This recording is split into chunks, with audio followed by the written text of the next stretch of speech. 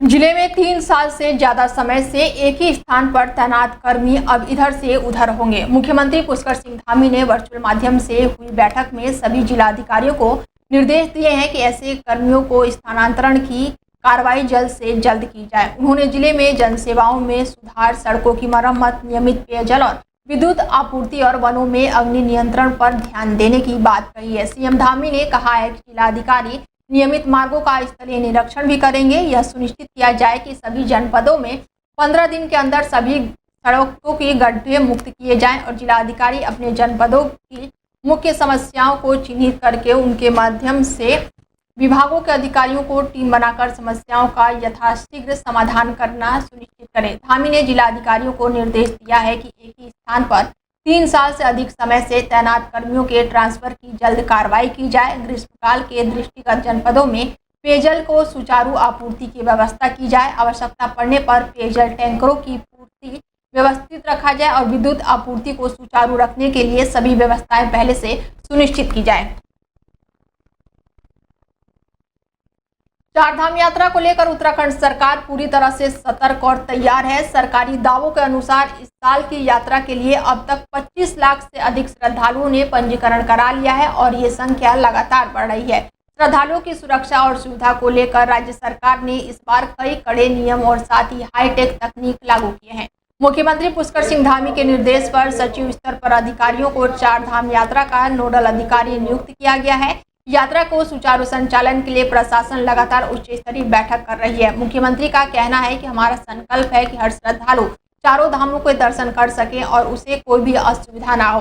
चप्पल sandal पहनकर वाहन चलाने पर रोक लगा दी गई है और अब ड्राइवर केवल जूते या फिर बूट पहनकर ही वाहन चला सकेंगे। नियम तोड़ने पर धारा 177A के तहत चालान, जुर्माना और लाइसेंस निलंबन जैसी बड़ी कार्रवाई होगी। सभी व्यवसायी वाहनों में प्राथमिक उपचार किट होना अनिवार्य कर दिया गया है। दोपहिया वाहन चालक और पीछे बैठे यात्री दोनों के लिए हेलमेट अनिवार्य होगा। पंजीकरण, फिटनेस, बीमा और परमिट अगर कोई भी दस्तावेज अधूरा मिलता है तो वाहन को चारधाम मार्ग पर प्रवेश नहीं मिलेगा। इसके अलावा विशेष टीमें तैनात की जाएगी जो किसी भी वाहन की स्थिति, पार्किंग, ब्रेक, टायर ट्रैक और साथ ही रेडियो त्रिकोणीय बोर्ड की जांच करेगी।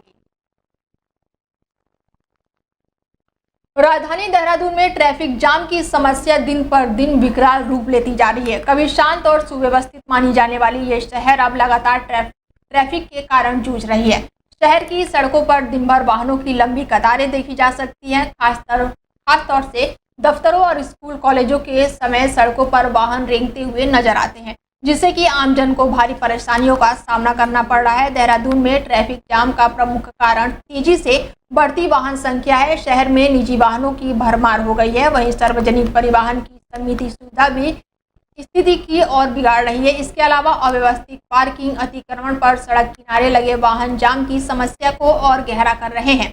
इसी बीच चारधाम यात्रा और टूरिस्ट सीजन की शुरुआत ने पुलिस और प्रशासन के सामने बड़ी चुनौती खड़ी कर दी है। देखिए, ट्रैफिक कंट्रोल के कई एस्पेक्ट्स हैं।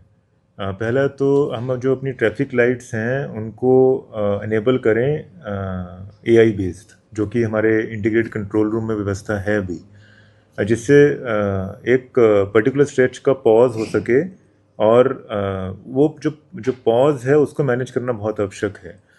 इसी से हमारा जो स्मूथ मूवमेंट है डिफरेंट डायरेक्शंस में वो इनेबल हो सकेगा। सेकंड, कई सारे जंक्शंस पे traffic lights. Roorkee civil hospital से पुलिस की गोली लगने से घायल बदमाश सिविल हॉस्पिटल से फरार हुआ है, जिसके बाद से पुलिस महकमे में हड़कंप मचा हुआ है। पुलिस की टीम लगातार घायल बदमाश की तलाश में कॉम्बिंग कर रही है। पुलिस अधिकारी भी रुड़की पहुंच चुके हैं।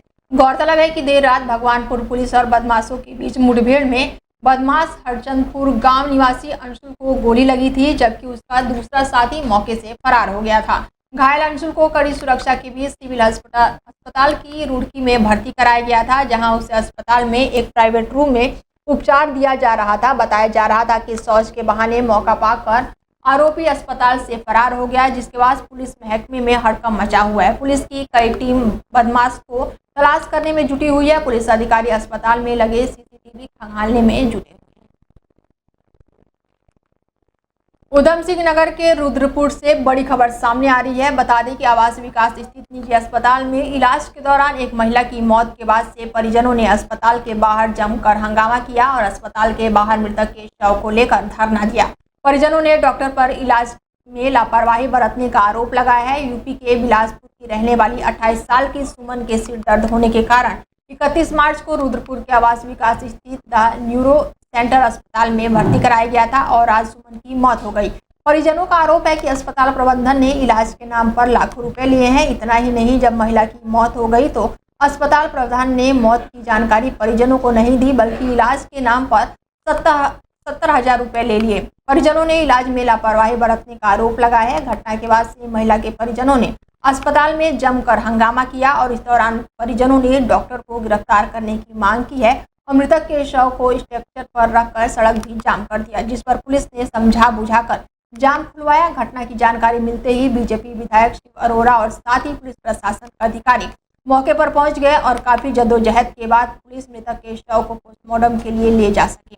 विधायक ने अस्पताल प्रबंधन पर इलाज में लापरवाही बरतने का आरोप लगाते हुए कहा है कि कानूनी कार्रवाई किए जाने की बात उन्होंने कही है। देखिए, इनके मृतक पक्ष का कहना है कि डॉक्टर साहब ने जो है गलत इलाज किया और हमको आईसीयू पे जाने को दिया। इसके लिए ये तहरीर लिख रहे हैं और तहरीर की जांच होगी और विधिक कार्रवाई होगी और आगे पंचनामा की कार्रवाई की जाएगी। क्या दिक्कत है इनको? आज के दिन तक खड़ा कर 8 दिन हो गए, सिर में दर्द था। जो डॉक्टर बोलेगा हम कह रहे हमारा मरीज सही हो जाएगा, कह रहे थे ठीक हो जाएगा। तो मैंने कहा चलो कोई बात नहीं है। तो इन्होंने 20,000 रुपये पहले जमा करा था तो मरीज करा था, तो 4 लाख रुपए ले लिया। 4 लाख में मरीज को कहते रहे सही है, तुम्हारा मरीज सही है। शाम को दिखाते 5 बजे, सुबह 9 बजे। अब आज 2 दिन हो गए खत्म हुए, 2 दिन खत्म हो गए तो कह रहे अपनी बॉडी को लेना। हरिद्वार जिले के भगवानपुर थाना क्षेत्र में पुलिस की बदमाशों के साथ मुठभेड़ हो गई, जबकि जवाबी फायरिंग में एक बदमाश के पैर में गोली लग गई, जबकि उसका साथी मौके से फरार होने में कामयाब रहा। पुलिस फरार बदमाश की तलाश में जुटी हुई है। वहीं घायल बदमाश को उपचार के लिए अस्पताल में भर्ती कराया गया है। उधर मुठभेड़ की सूचना मिलने पर पुलिस के तमाम आला अधिकारी मौके पर पहुंचे और घटना की जानकारी। थाना भगवानपुर में आज कुंजापुर के जो फाटक है उसके पास में वाहन चेकिंग के दौरान एक मुठभेड़ हुई थी, जिसमें एक एनफील्ड मोटरसाइकिल में 2 लोग आ रहे थे और पुलिस को पूर्व में ये सूचना थी मुखबिर के माध्यम से भी कि 6 फरवरी 2025 को जो नन्हेड़ा में जो लूट हुई थी उसमें एक जो व्यक्ति फरार चल रहे थे उसमें ये 2 व्यक्ति भी थे और मेन जो इसमें मास्टरमाइंड था उसमें यही लड़का था। इस पर लगातार पुलिस नज़र रखी हुई थी।